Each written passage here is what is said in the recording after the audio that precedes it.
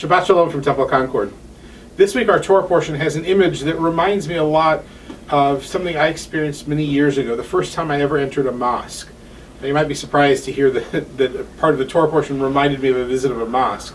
But I think it came to mind after certainly watching the horrific events in New Zealand and my own thinking of how I have interacted with our Muslim cousins and how we've all dealt with each other. So in the process of anointing the priests, the Torah portion describes a moment where Moses washes the feet of the priests.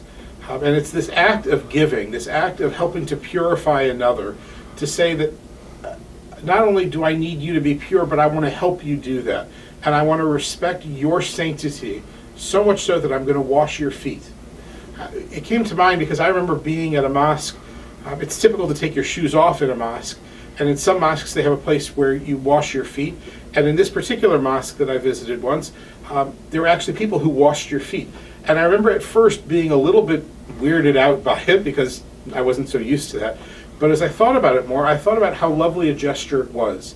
It was this way of saying, you're welcome here. We care about you and we want your holiness to be upheld, to be recognized. And it was an interesting way of doing it. And at the time, it didn't register. In hindsight only, did it come through to me. And as I've watched how we Jews have reacted to the events in New Zealand, I have found so many of us with that same kind of reaction, that we see in our Muslim cousins just that, our family. And when they suffer, we recognize that we suffer. And it comes back to this notion that the Torah portion describes, where we wash the feet of another, where we look to the other and look for their holiness, and then look for ways to honor it and make it even more special. I think that's a fascinating understanding for us, not just for how we dealt with our priests, but how we interact with each other. Our world needs more of us to do those kinds of giving acts for each other. We need to visit the mosques, not just so that we can see how Muslims pray, but so that we can see what it is to take off our shoes in front of each other. We need to have our Muslim friends visit us here, and so we can put our arms around each other and interact with each other. It is this building of a better world, a building of a place where we recognize the sanctity and the holiness that each of us carries, that will answer and finally get us away from these horrific acts that seem to keep happening with depressing regularity. There's a lot going on here that can also break us from these sad things, and I hope you'll join us. Service is Friday evening at 6 o'clock, Saturday morning, Torah study at 10, services at 11.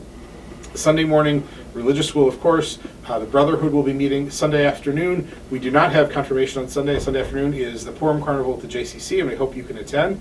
Sunday evening is the wonderful Bernadette Peters concert that's going to be taking place down at the On Center, and I hope you'll join us for that. It's going to be a wonderful evening for all of us, and I hope you'll be there and join with us. And in the coming week, all sorts of activities continue happening around the temple.